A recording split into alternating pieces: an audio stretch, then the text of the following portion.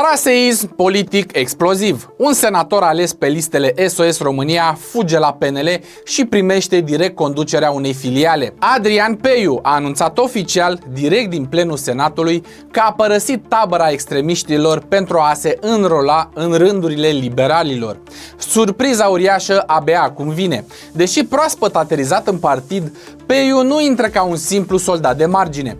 Conducerea centrală a PNL i-a oferit deja șefia interimară a organizației județene Ialomița, o filială decapitată recent după scandalurile interne și răzvrătirile împotriva guvernului Veștea.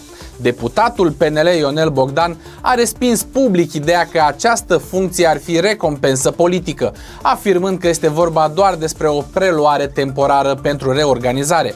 Totuși, numirea unui parlamentar ales pe listele SOS în fruntea unei organizații PNL subliniază disperarea liderilor liberali de a acoperi golurile de putere și de a securiza mandatele în teritoriu, indiferent din ce partid provin noi aliați.